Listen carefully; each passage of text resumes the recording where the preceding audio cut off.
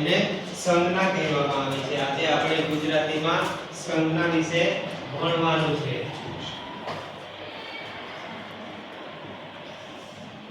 તો હું અહીં સંજ્ઞાની વ્યાખ્યા લખીશ, તમારે પણ મારી સાથે સાથે બોલવાનું છે.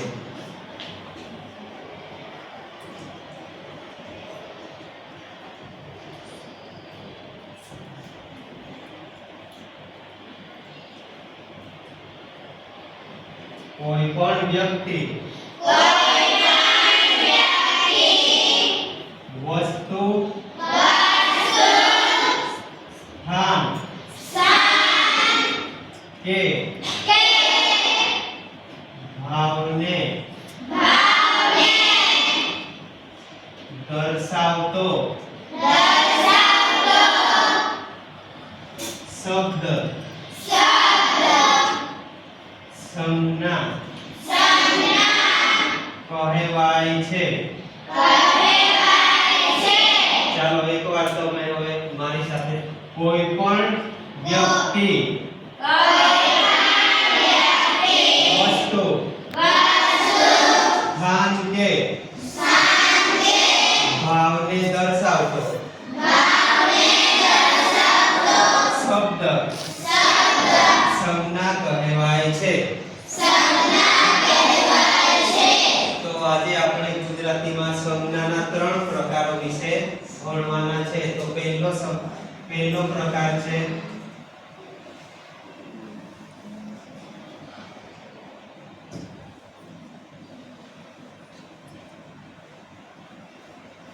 વ્યક્તિવાચક સંજ્ઞા.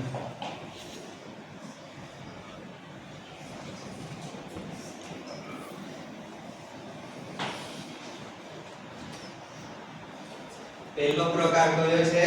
વ્યક્તિવાચક સંજ્ઞા. તો એની વ્યાખ્યા એવી હોય છે કે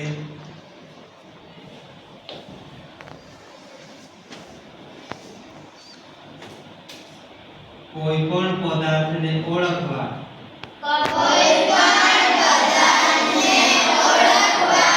માટે તેને આપવામાં આવતું ચોક્કસ નામ. તો કોઈ પણ પદાર્થ, તો એમાં આપણે જોઈએ કે એમાં આપણે મનુષ્ય પણ આવી જાય, પ્રાણી પણ આવી જાય, પક્ષી પણ આવી જાય. તો એને આપણે ઓળખવાનું છે કે આ જ વ્યક્તિ છે. તો એને આપણે શું કઈ સંજ્ઞા કહીએ? તો વ્યક્તિવાચક સંજ્ઞામાં આપણે ઓળખવું છે. તો નદી છે, તો આપણા ભારત દેશની નદી અહીંયા હું ઉદાહરણ કરીને લખું છું. ઉદાહરણ તો અહીંયા ગંગા નદી તો છે, પણ ગંગા નદી, તો એને આપણે નામ આપેલું છે. તો ગંગા. પછી બીજું ગોદાવરી, ગોદાવરી. અને એવી જ રીતના આપણા દેશ પણ છે, તો ભારત. અને આપણે આપણા મનુષ્ય છે એમના પણ નામ છે, તો પાર્થ. પાર્થ એ પણ કઈ સંજ્ઞા છે? હવે તમારામાંથી વ્યક્તિવાચક સંજ્ઞાનું ઉદાહરણ આપવાનું છે. કોણ આપશે વ્યક્તિવાચક સંજ્ઞાનું ઉદાહરણ? આરોહી. હા, વેદિકા. સરસ, બેસી જા. ચાલો છોકરાઓમાં પ્રતિક. ક્રિયા. સરસ. ચાલો એના પછી ધ્રુવીન. અંશ. ચાલો અંશ. ચાલો હવે મનુષ્ય સિવાયના આપણે બીજા વ્યક્તિવાચક સંજ્ઞા હોય એવા ઉદાહરણ. પાર્થ. પાર્થ.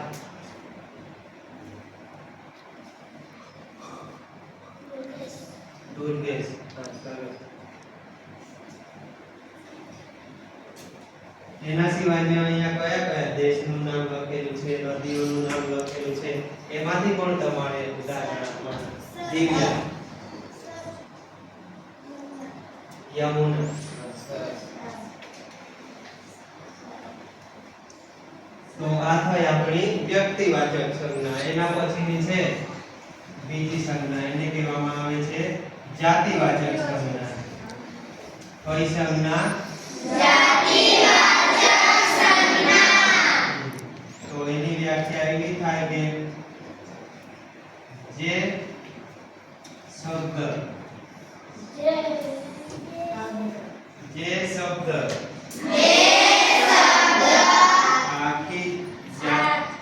આખી જાતિને દર્શાવે તેને જાતિવાચક સંજ્ઞા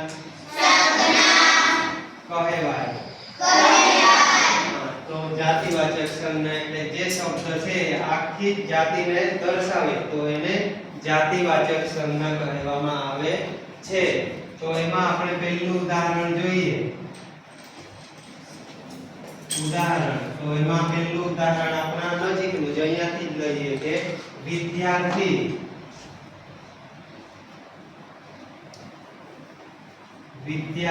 અને બીજું છે શિક્ષક.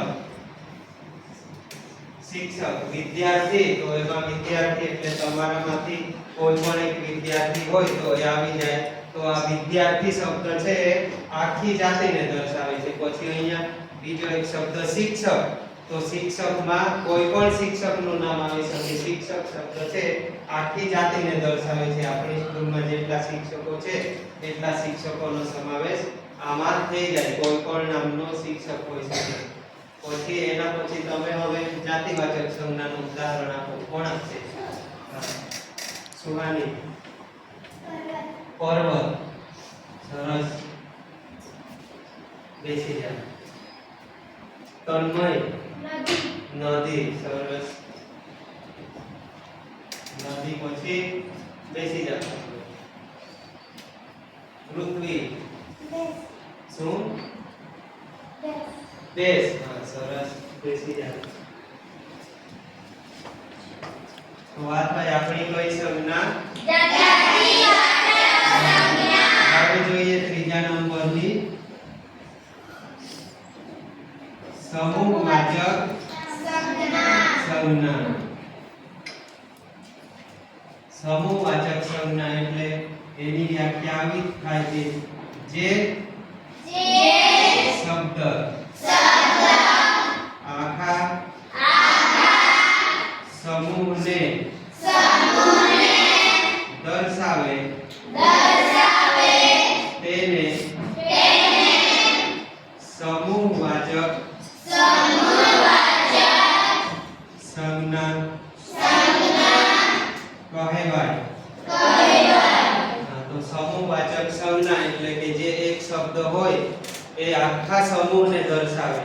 તો એનું ઉદાહરણ હવે આપણે જોઈએ. ઉદાહરણ તરીકે અહીં ટોળું છે. તો એમાં ઘણા બધા માણસો હોય તો એ આખા ઘણા બધા માણસોનું ટોળું દર્શાવે છે. પછી આપણું જે સૈન્ય છે જે સરહદ પર, તો એ સૈન્ય, તો એમાં પણ ઘણા બધા સૈનિકો હોય છે. તો એ શબ્દ પણ એક આખા સમૂહને દર્શાવે છે. એના આગળનું છે ઉદાહરણ લશ્કર. તો એ પણ એક સમૂહવાચક સંજ્ઞાનું જ ઉદાહરણ છે. ચાલો હવે તમારે આપવાના છે સમૂહવાચક સંજ્ઞાના ઉદાહરણ. તનય. ટોળું, અહીંયા ટોળું શબ્દ આવી ગયો છે. એના સિવાયનું બીજું ઉદાહરણ ઝાડ. ના, ઝાડ નહીં આવી શકે. કાવ્યાંજલિ. ભેંસ. ના, ભેંસ નહીં આવી શકે. કુનાલ. હાથીનું ટોળું. ના, એ શબ્દ નહીં આવી શકે. હા, બોલો તમે. હા, બેસી જાઓ. કોઈ ઉદાહરણ કીધું આપીને? હા, મધ પૂળો. સરસ. બેસી જાઓ. મધ પૂળો. પછી હા, સુહાની. ધણ. હા, ધણ. સરસ. એના સિવાયનું હજુ બીજું બેસી જશે. તનિષા હું શું જોરથી બીજું સૈનિકો. હા સરસ. આપણું ગુજરાતી વિષયમાં સંજ્ઞાના 3 પ્રકાર